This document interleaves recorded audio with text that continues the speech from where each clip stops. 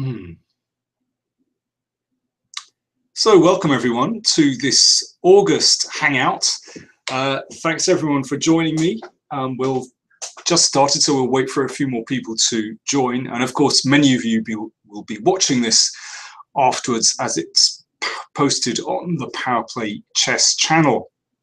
I'll get going with some positions in a second. I should say that today we're going to be looking at a few puzzles, and then I want to show you a sensational game by a young Egyptian player. And also, if we've got time, perhaps a game by Ho Yifan, her favorite game that she named in her 99-second interview. And well, of course, I'll be answering all your questions as well. So I can see already I'm being given a hard time about let's talk cricket. Somebody says. Yeah, we can talk cricket if you like. Very brave decision by Joe Root to make a declaration yesterday, but he's just lost. Yeah, he lost to the West Indies. It's cricket. It's a test match. This was the 5th and final day. For those of you that are not into cricket, it's quite a big deal. But basically, England had a very promising position, and Joe Root made quite a controversial declaration last night. Anyway, that's another story. So let me see. Let's just say hi. Hi to Guillaume Cartier in Montreal. Salut. And greetings from Nepal. Ah, fantastic. And from Turkey, Brazil. Okay, we have a really international field as usual. So first question, what are my thoughts on... okay,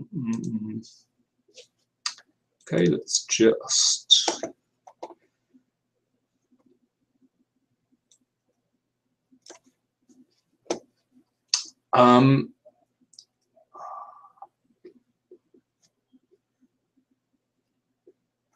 what are my thoughts on the recent Sinkfield Cup?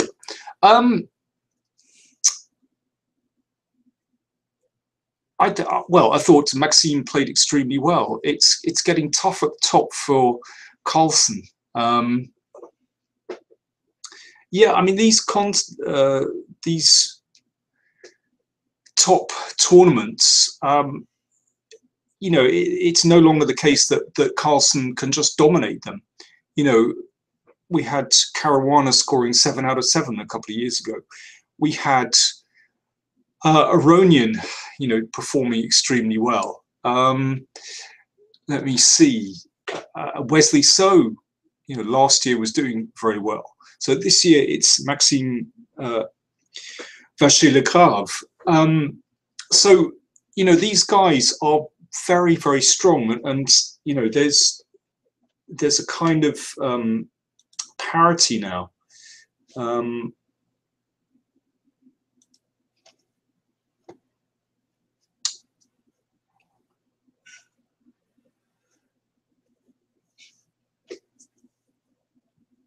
Okay, a question from Tim Worrell. Why did Kasparov miss out from such fantastic positions, for example, against Navarro? It happens if you haven't played for a long time. I speak from bitter experience. You know, you have to treat chess with respect. And if you're not playing regularly, then that kind of thing can happen. You know, you lose your touch and you lose your sense of danger. You can't move. You don't move as quickly as one used to. So it's as simple as that. I thought that Kasparov would kind of get, you know, maybe 50% or a little bit above. But because he's, you know, in the past he was such a strong player, I never thought he would get anywhere remotely close to winning. But, you know, maybe, you know, his results somewhere at the bottom of the table, well, it's probably about right. Let me see. Lots of questions. Before I take any more questions, I'm going to look at the position that I set, some of you might have seen this, I set this position as a puzzle just this afternoon. So let me just switch to the chessboard, just bear with me while I switch windows, and hopefully you can see this. There we go. So in this position,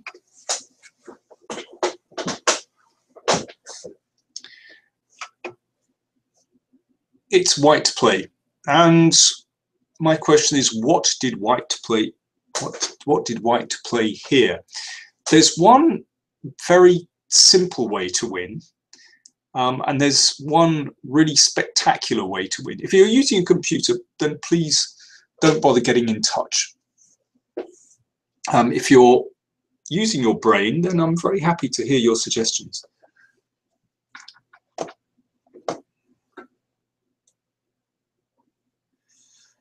Lots and lots of questions. Digan2303 says Gibson or Fender. Oh, you just can't choose between those. I like Gibson actually, but I'll take a Fender any day. Okay, well, Digan suggests rook takes g7. So let's take a look at this. If this, then, well, for example, queen check and king here, and, well, where do you go from there? That's the problem. Remember, there's a mate that's threatened on g2. And in fact, in this position, the king, there is actually no good check in this position, because these squares are covered. So actually black is fine there.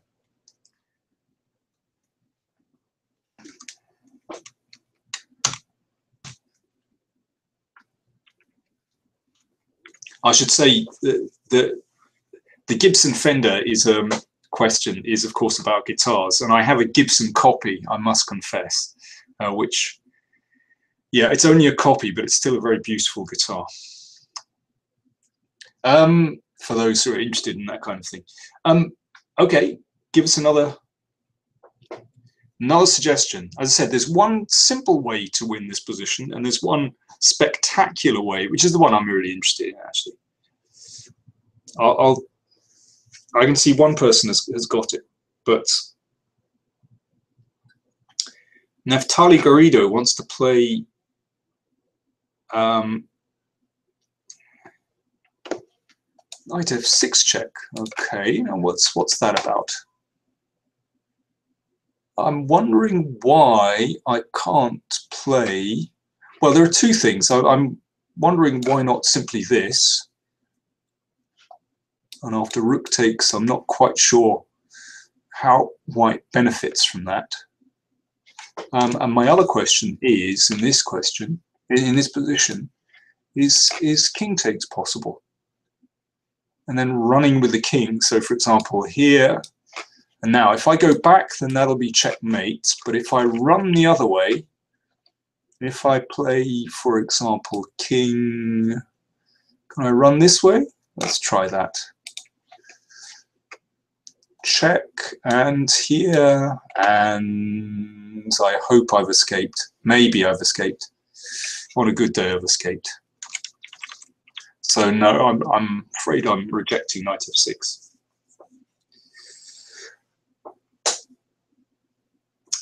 Right. Yes, I've had someone has suggested the solution. First of all, let me say this rook c7 is actually quite a simple way to win here. So the bishop is attacked, and queen f7 is threatened. So queen f7 is obviously forcing a mate, and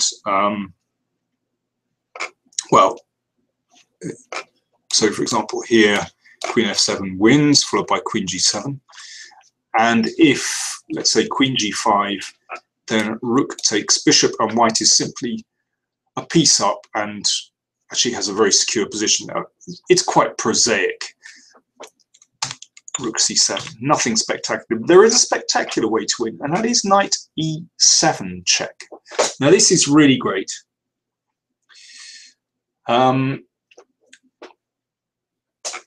knight e7 is a wonderful move. So I just want to come back to this position. Then remember here, those two squares are covered. But the point of playing knight e7 check is that after bishop takes, now we can take here, and now we give a check. And now the e8 square is available for the queen. And then we give a check with the rook. Now, actually, it's at this point that it's not absolutely simple.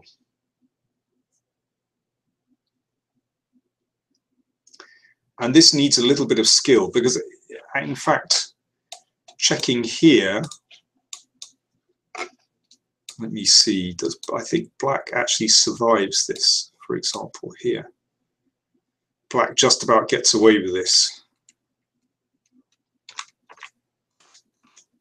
So a little bit of magic is necessary here. Well, if rook f5 check, then we're just repeating the position. Probably you've seen the solution now anyway. Rook f8 is a winning move. So first of all, if the king comes back, then that's mate. So the king has to step up. And now the rook comes back to f5, and that is checkmate after this. Very beautiful. I think that's quite a subtle winning move, rook f8 actually, and only then coming back to f5. So let me just go back a couple of moves. So in this position, there's something else that's very nice here. If instead we play, yes, rook takes, this is nice, then check, and now a nice queen sacrifice to finish, and that's checkmate.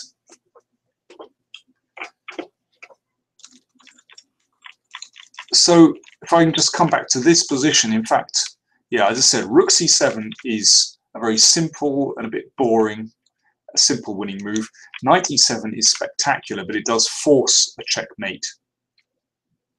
Let me just deal with king h7, which I suppose, yeah, just queen f5 will do the job. Also rook g7 wins. So bishop takes, and only then rook takes, and we have the e8 square available. So there we go. Okay, let's come back. So we're back again. Okay, let me take another question, because there were lots and lots of questions.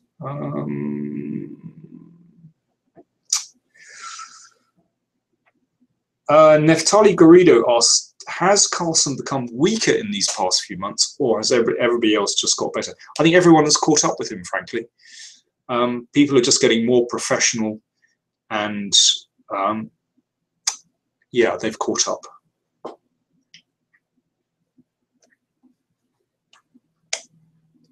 Let me see.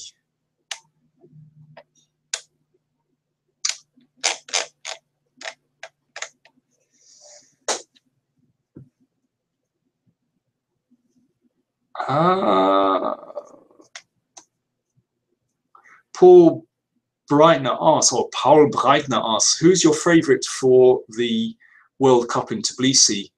And please name 7 players alongside Karaofin for the candidates. Okay, I'm not going to do the candidates. You're messing with my head there. For the World Cup, well, I think it's fantastic that Carlsen is playing. You know, he's not afraid to challenge himself. You know, he's really put himself on the line. I think it's absolutely superb. And I think it's really intriguing that he could possibly even eliminate one of his, you know, main rivals for the World Championship. So I think it's amazing. Let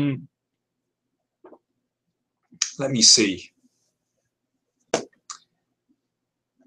Degan says, do you think that Carlsen's style has become too obvious for other players? They just know how to play against him. I think to some extent that's true. I wouldn't say he has an obvious style, but I think people are getting used to how he's playing, and I think that's kind of a normal process where these players are getting stronger and they're getting used to how he's playing, so they're kind of catching up. So yes, I think that's normal. It's going to happen. So it would be interesting to see if Carlsen can actually adapt and kind of move forward again. This happened to Kasparov, by the way, in the late, well, in the 90s. There was a younger generation that seemed to be catching up with him challenging him in the early 90s, and he fought them off. The new Ivanchuk, Gelfand generation and Kramnik generation, and it still took a long time for them to get to him, basically. Well, Kramnik got to him in the year 2000. Abhinandan Shahil asks, "Hi Danny, what's your views on Artur Yusupov's 9-volume chess course books for self-improvement?" They're very good. Yusupov's work is really good. The only thing is, you have to put a lot of work in yourself. They demand a lot from you. So, they are for very serious students. So if you think you're a serious student and you have the time and energy to put into them, then go for it. But don't give up after, 1 or 2 positions. It's like anything. Achana Polakara asks, which books do I recommend? Well, if you look on my Power Play Chess site, then you can see one of my playlists has book reviews, and you can see the books I recommend there. I've just recently recommended 100 Endgames You Must Know, which are, well, do I have the book in front of me? I probably have the book somewhere. Wait a second, let me just get it.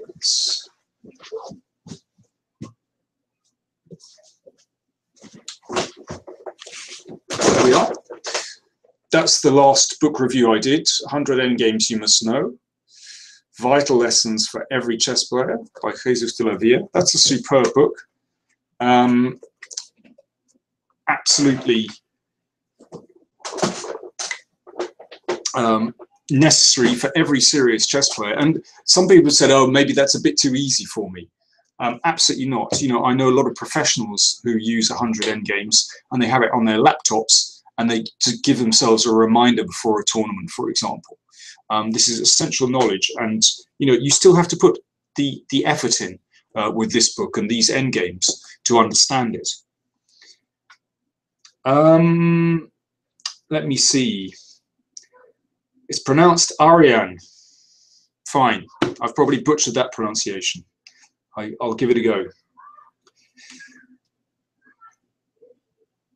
Paul Breitner says, one outside of Tbilisi, Bardo. I mean, really, any of these players could win the World Cup. Any of the strong players. Aronyan's playing, Giri is playing. I think it's wide open, but Carlsen is just one of those players in with a very good chance. I would still put Carlsen as a favourite, actually, but it's wide open. So yes, what other books would I recommend? Well, as I said, take a look at my book reviews. I've also reviewed books like Attacking Chess for Club Players by Herman Croton, various middle game books. I'll shortly be looking at another book, The Complete Manual of Positional Chess by Sakayev and Landon. And this is volume 2 that's just arrived, actually, and it's excellent. I reviewed volume 1, and again, this is a very demanding book. If you're prepared to put in the work, then you cannot do better than this book. This is volume 2. I thought volume 1 was excellent, but I'll be reviewing this one shortly as well, because they're superb. The material is straight from the Russian school of chess, the famed. But you can't do better than that. But all these books demand a lot of effort. There are also some very good DVDs out there as well. I think we should look at another chess position before I go any further. So let's look at this one. This is a bit of fun, not too difficult, I hope. Let's see how you get on with this. So let me just switch boards, switch screen. Okay, here we go. This is from the FIDE Grand Prix tournament in Moscow.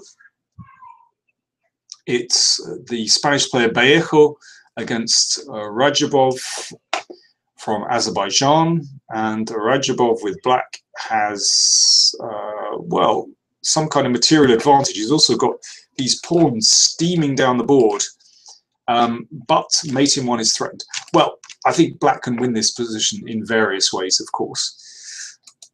But there is, what's the best way?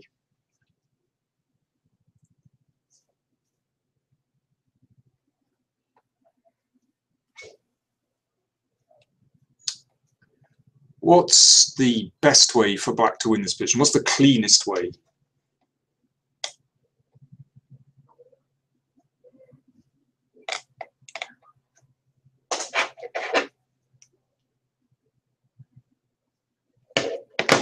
And that gives me time for a quick slurp of tea while you're thinking about that.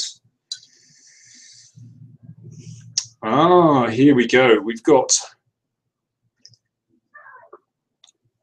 several people have suggested promotion to a knight. Well done, because actually after the knight check, white's king is subjected to just a cascade of checks. So for example, well, king d1 was played, but if king takes pawn, then let's find the best way to win this one. Let me see.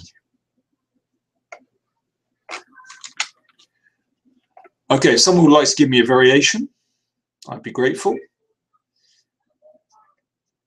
I think I can see what to do. But it's over to you guys.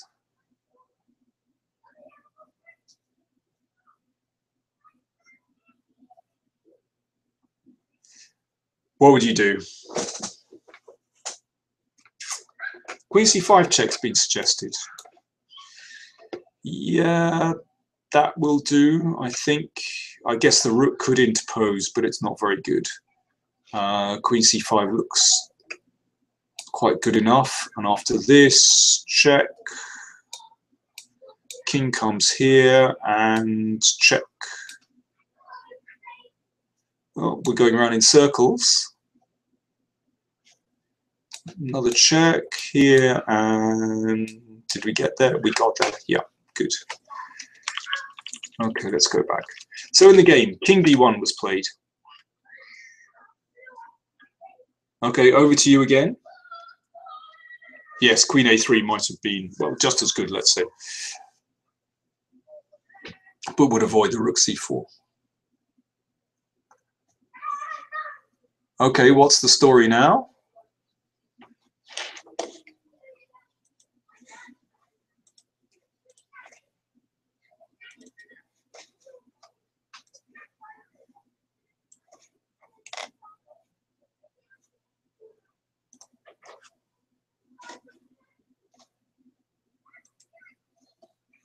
c2, yeah, we'll go with c2, and the king comes up.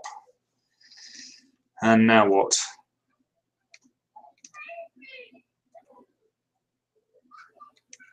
Yep, c2's on the board.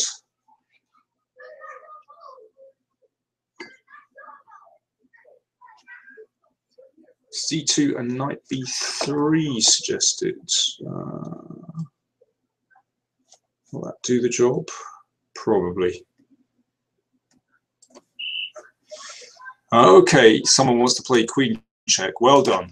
Okay, so we can do this, and then queen a3 is probably the best, but queen c5. Now rook c4 is possible, but I mean it's obviously losing. It can just be taken. But king d2, check, and in that position, white resigned. If here Then let me see, queen there. I think that will do nicely. Yeah, there we go, knight d2. Excellent, not too difficult. Very simple. Okay, I think what I'm going to do now is I'm actually going to look at the main game that I wanted to check out. And as I said, it's a remarkable game. It's by a 17-year-old Egyptian player named Adam Forzi, and actually his father sent me this game. Because he said that Adam actually watches the Power Play videos, so I'm very proud of that. That he's got inspiration from the YouTube channel. So it's a wonderful game. He's only 17 years old, and he's playing it. This was played in the 9th round of the Abu Dhabi Open against an Iranian player.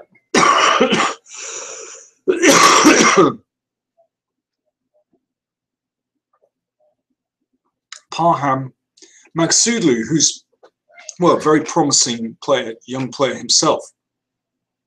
But Adam Forzi gets the measure of him. Well, so let me show you this game, because it is absolutely brilliant. Let me just get it on the screen. Just a second.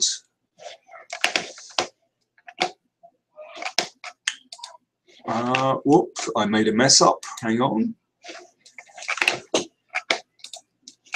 Here we go. Hopefully you can see this. Let's get that out of the way. Right, here we go. So, as I said, this is... Sorry, I'm just switching between windows here.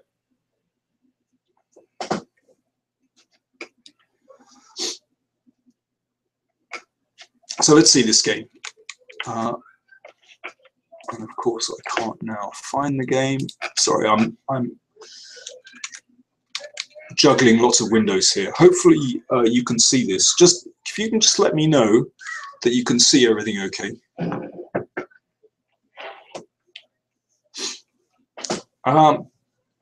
Black is actually a bit better than 2560. He's actually currently rated 2590. Parham Maghsoodloo is a very, very promising Iranian player.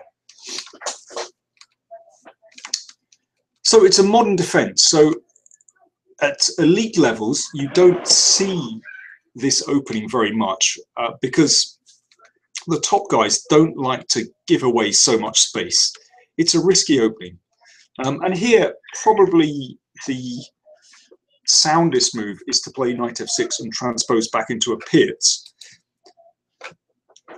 But, well, again, white has a big space advantage. a6 played. And this is incredibly risky, of course, because black is neglecting his kingside development and playing at the side of the board. And this move, e5, is a direct attempt to attack black. So already moves like e6 come into consideration. To be very careful here. Now black played bishop b7. Now maybe e6 is a little bit premature, but one could actually consider this move. It's not completely daft. I guess, you know, black can defend just with knight f8 and gets away with it.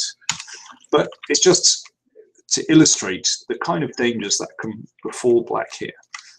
And white castled here. Another very sound move is simply to play bishop e4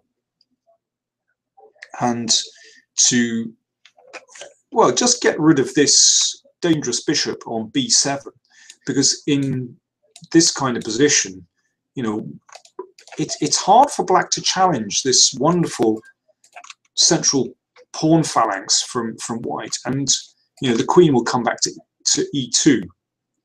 Will come to e2, and you know white has a wonderful attacking position, So bishop, a very simple move, bishop b4 is promising. But castles, of course, is very normal.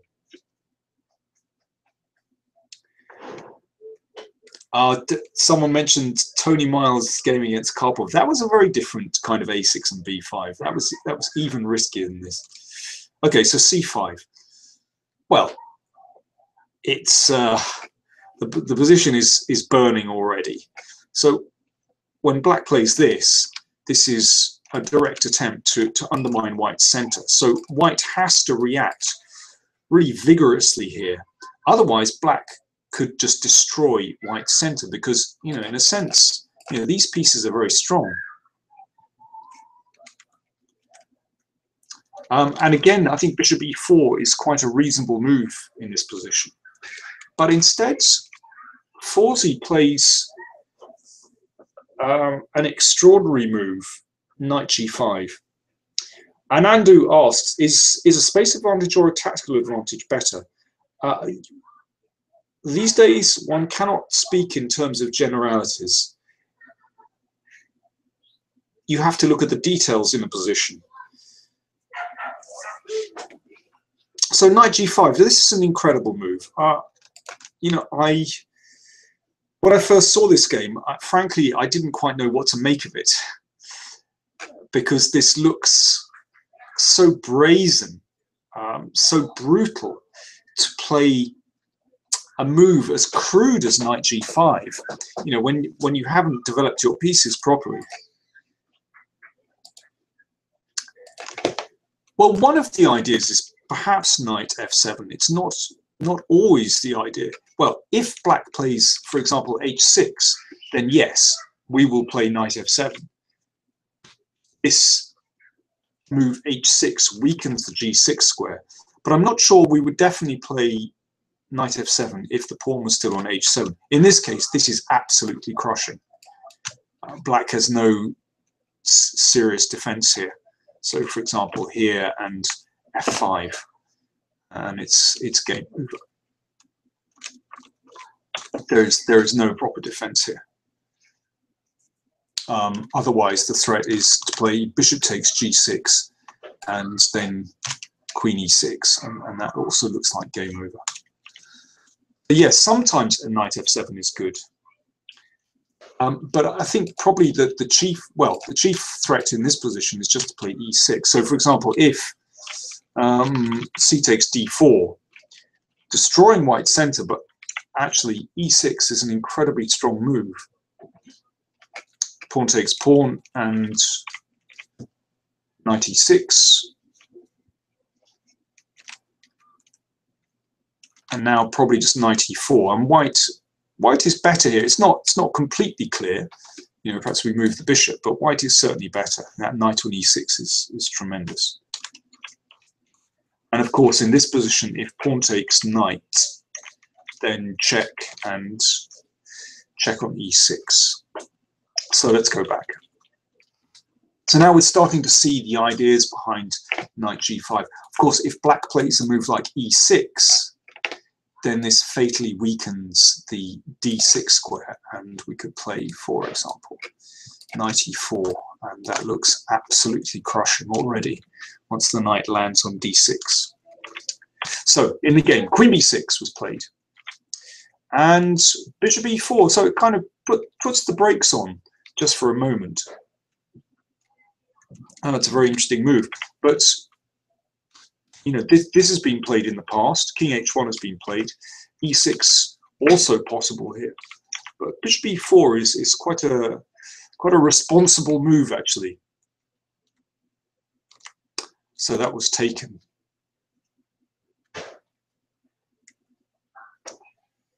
Roberto Alvarez says an early knight g5 reminds him of the games of Tala. Reminds me of Paul Morphy actually, but anyway. So here, you know, white is still considering playing a move like e6, but we might be able to take here as well. Don't forget that black's king is still in the middle, so there could be simply a very crude attack down the e file or perhaps f file. So, for example, here e6 looks very promising for white.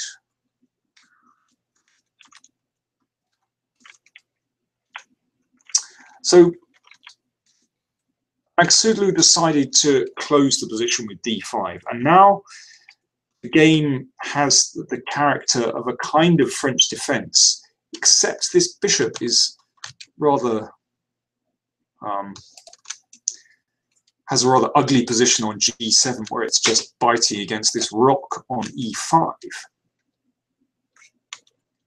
And now bishop e3 just to support the pawn on d4. And here is this is a fundamental decision that black has to make. Do you keep the position open, or do you close with c4? I can understand why black didn't play c4.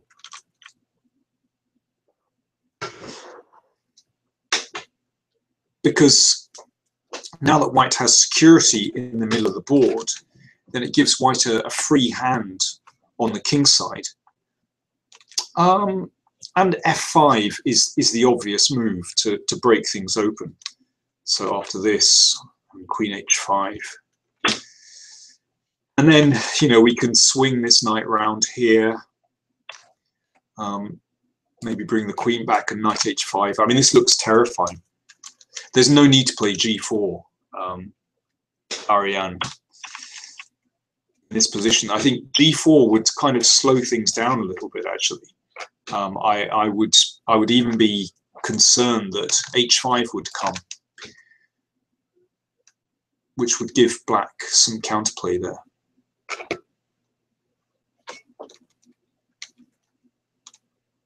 Yeah, I mean, maybe prefaced with maybe simply play knight e7 and then h5. I don't think there's any need for this. f5 straight away is definitely the move to use the h5 square. Very thematic. No need to be sorry. Yeah, I appreciate you have to watch out for tactics here, but this is a bit more pressing. Anyway, let's go back. But this is a tricky moment, because I can think of a lot of players that would think, yeah, perhaps I should keep the position closed. Sorry, just very quickly, someone is asking about e takes f5. That's not too good because of that one. And black's position really does collapse. So let me move on with the game, otherwise we're going to be running out of time. C takes d4. So you can see it's very much like French defense. a4 is a very direct attempt to try to open the position while black is still hanging around on the king side, while black hasn't castled. I mean, if white plays a bit slower, then it's true that black will be able to sort of station a knight on f5 and get some security. So I think a4 in that sense justified. If you don't mind, I'm going to rattle on the game with the game. I've got a question about knight takes e5, but there were tactical problems with that.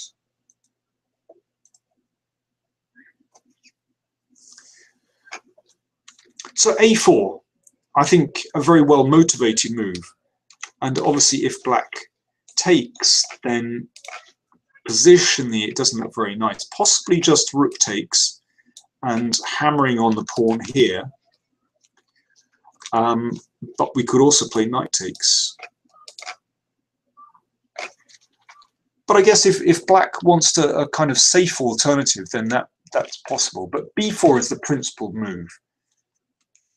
Now white could play knight a2. I think this is a reasonable way to play and reroute that knight like this. I slightly prefer white's position here.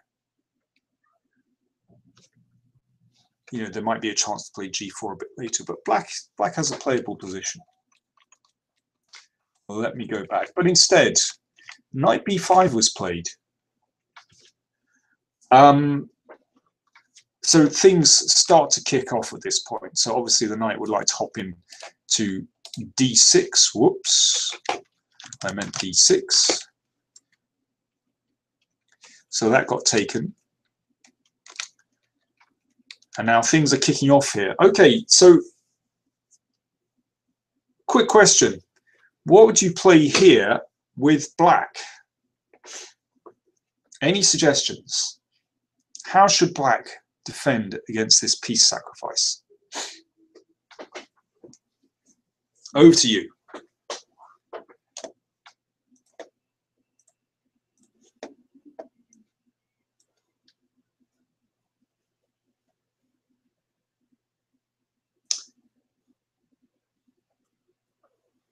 Okay, lots of people want to play Queen B7. Everyone wants to play Queen B7. Frank van Tellingen says there are two obvious candidates: Queen B7 and Rook takes A1. Well, that's indeed, but that's not an answer. I'd like a move. Rook takes A1, maybe. Queenside castling. Well, there we go. There's a brave move. Okay, in this position, you can't guess, basically. You have to calculate. I should say that the move played in the game was Queen B7. Black kept the extra piece.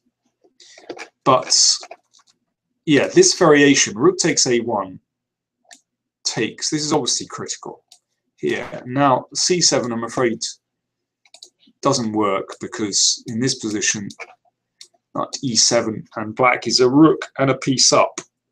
So in this position, after this, you have to play C takes. Well, you can play rook takes first if you want to, but we arrive at exactly the same position after knight takes and then pawn takes. So in this position, in fact, material is even. So that is actually a forced variation. And black had the option of going into this. So it's at this point you'd have to make an assessment. Who stands better here? Well, with the benefit of hindsight, black probably should have gone in for this.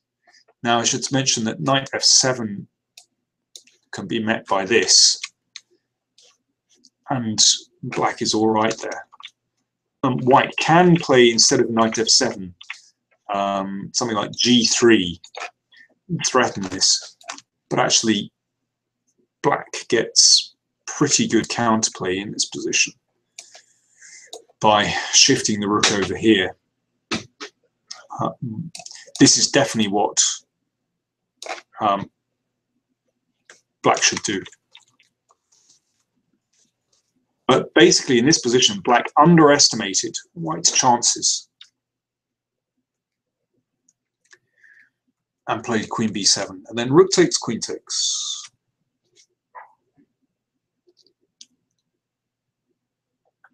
And now what did white play here? So white is a piece down. And clearly Magsudlu thought that he was fine here. But he got a bit of a shock.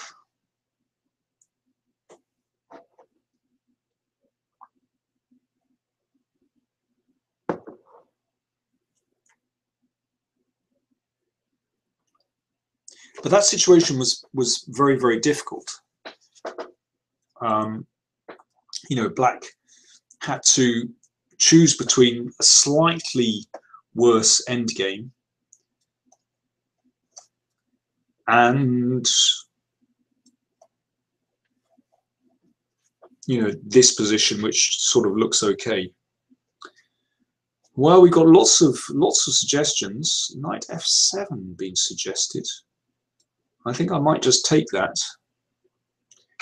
We got F5 suggested. Knight F7, I think I can just take that. I don't see why not. I don't see any danger. Queen A1 is possible. Let me see.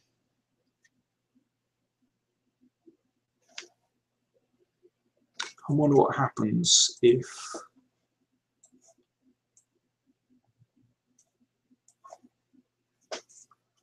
Well, I could... Okay, if I'm being very, very chicken, then I could exchange and play something like this. Might be okay. I could also just move the queen. Queen c8, queen b7, something like that. Okay, this is also dangerous. I will concede. I will concede that this is a dangerous position. Then we have something like this. This is fun. And black survive. I think black has survived. Well, in any case, the game continuation was stronger than this.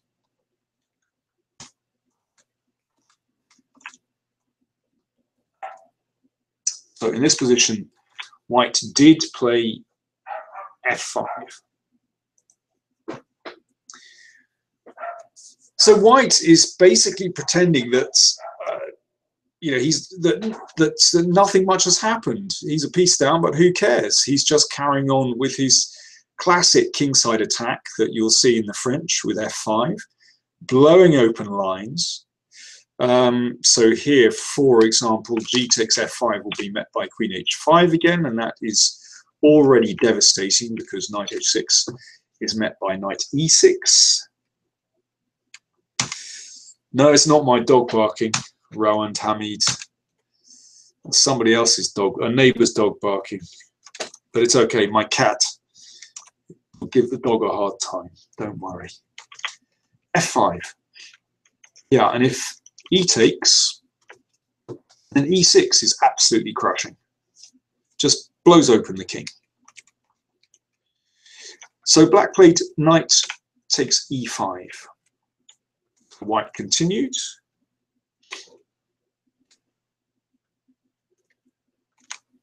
f6.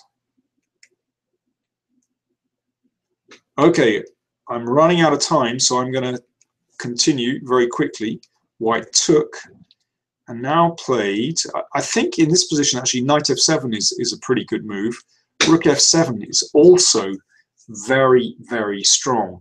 I mean, in a way, it shouldn't be a surprise that white is doing very well here, considering, you know, the state of black's pieces in this position when you have, well, not one of black's pieces stands well, and actually white is on the attack. White has not only fantastic pieces, but these pawns also incredibly strong. Okay, over to you. It's white to play. What did white play now?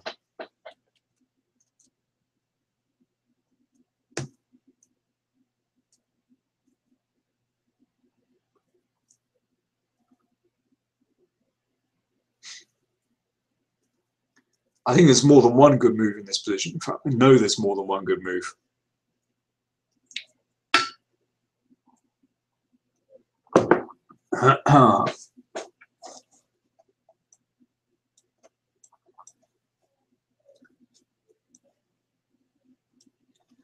Oh, well, that's pretty brutal. We've got a suggestion for rook f8, which, well, if this, let me see.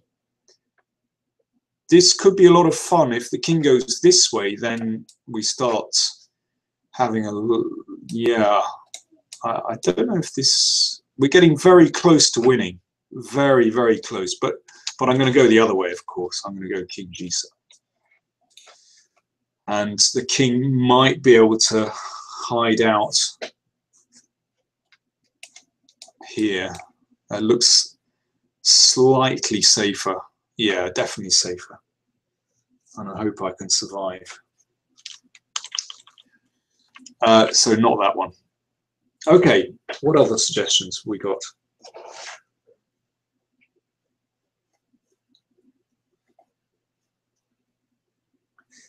We had a sensible suggestion from someone. Not that that wasn't a sensible suggestion. I mean, I would look at rook f8 would be the first move I would look at as well to see if it just won immediately. b6 has been suggested, and that move looks very logical to me.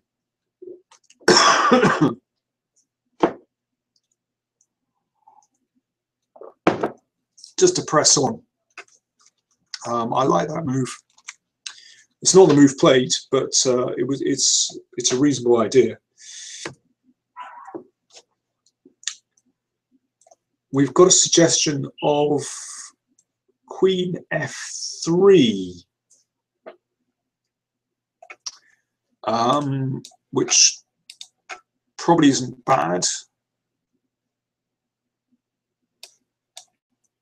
Perhaps I can try and defend like that. I mean, it looks desperate for black, but might be okay after this.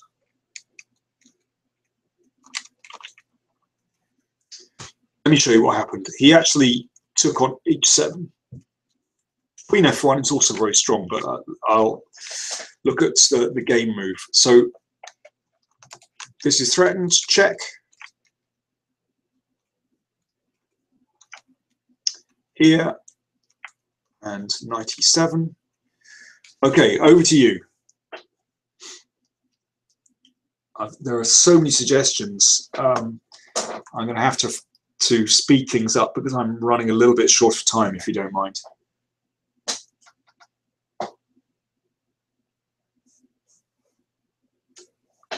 So what's the story now? White to play.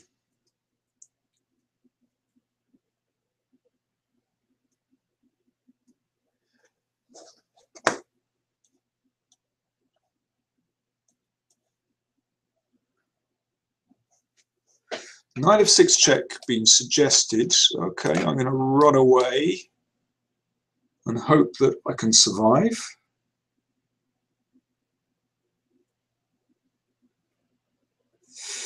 Everyone wants to play knight f6, but what do you do on king d8? That's my question. I'm not sure you're getting very far.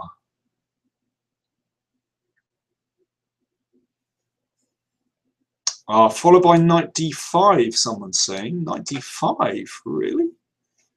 And if I play queen takes? I don't quite get it, folks. No, I'm going to go back.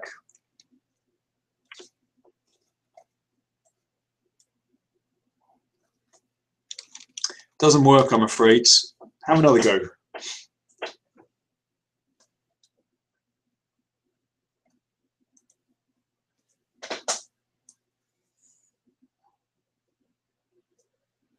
Hamid Kasim suggests Queen F1. Well done. Good move. Simple move. Threatening Rook F8 and checkmate. Black played Knight F5.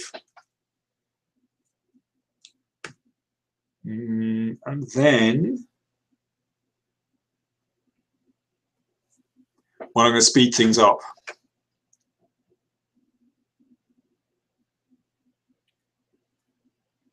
Well done, Mohammed Kasim. B6, Mahasi suggests. Good move. Yeah, it's a lovely move. You can see now there was another idea behind this clever move, Queen F1, looking down the F file, but also once B6 is played, then the Queen can shoot out to B5. Very nice move, and now black is utterly lost. So this was the end of the game. B7, threatening to get a queen, and now here. And now what? What did white play next?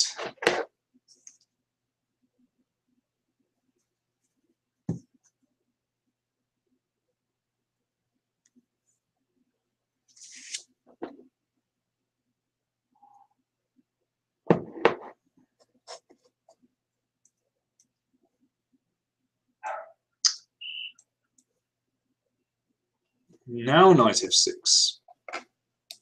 You could play knight f6 if you wanted to.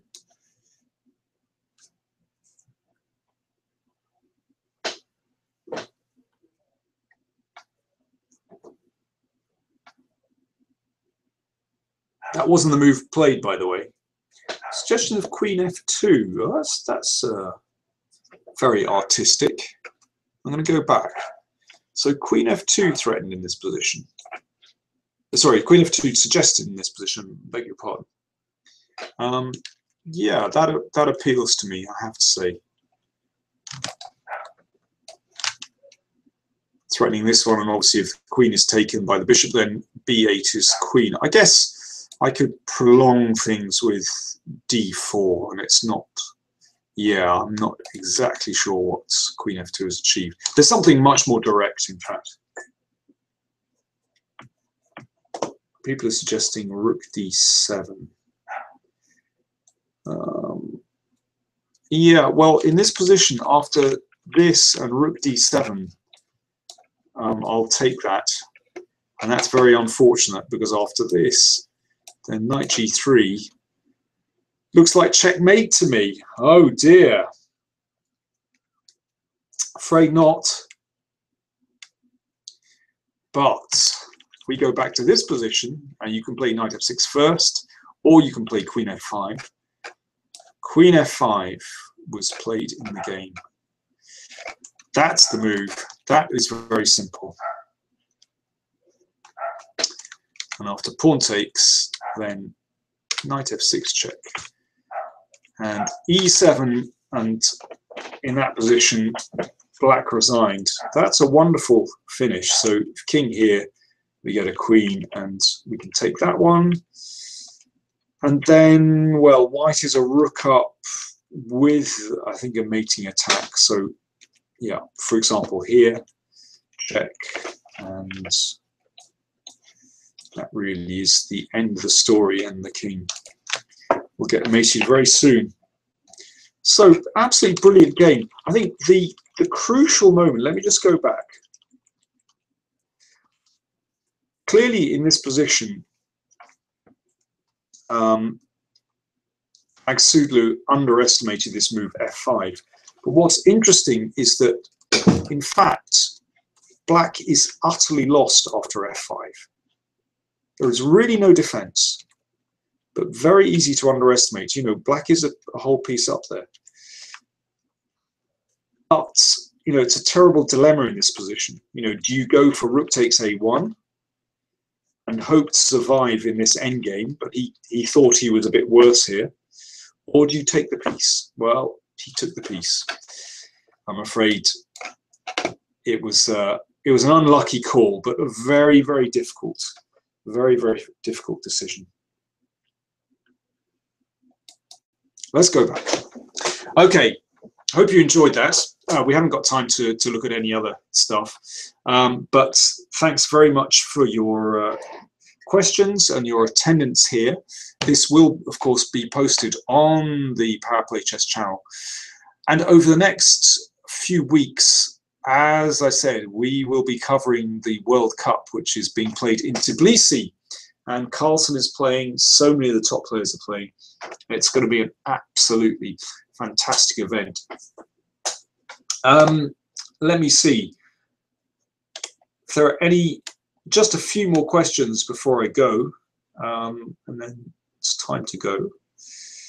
Mohammed Kasim asks that he's still waiting for my best game.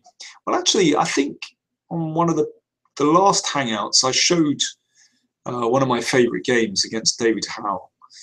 So if you look back at the previous Hangouts, then you'll find one of my favorite games.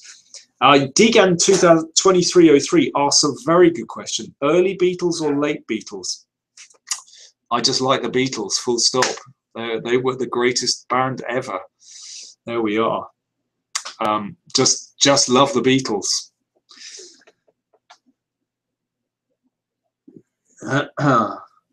Tim Worrell asks an excellent question. Why do English players so often engage in Neanderthal pawn storms, like the Grand Prix attack, the English attack, Harry the H pawn? Why do Russian players not play this way, or do they? Some do, but I think, you know, these pawn storms aren't always objectively correct. And Russians play in a more formal style, and they stick to the kind of formal rules in chess. And sometimes, you know, it can be great fun launching your pawns forward, but objectively it's not always the best thing to do. You know, I think in England we didn't grow up with a kind of formal school. You know, I've played this way against Russians, and they kind of, you know, they curl their lip at you and just look at you with disdain and disgust. And actually, for example, when I was playing against, you know, Soviet players, I learned to change my style, and it was the only way to make progress. You know, if you want to get better, you have to adapt your style. But yes, to answer your question, is we don't have a sort of formal school, but in England, but we do have an excellent spirit, which has often led to some very, you know, surprising victories. Okay. Let me see. Guest informant asked the question, do juniors still learn from books? Yeah, very interesting. I think a lot of them just learn from videos. You know, could be the easiest thing to do. Okay, I'm going to leave it there. Thanks very much for joining in and taking part. And these are monthly Hangouts, monthly shows. And they're only possible because of my patrons on patreon.com. So let me put that in. I'm just going to write this in, patreon.com, Powerplay Chess. There we go. And if you want to support me and the channel, then please do consider contributing. And I'm very, very grateful for my patrons that do support the Powerplay Chess team. Look out for my reports on the World Cup coming soon. Thanks for tuning in. See you.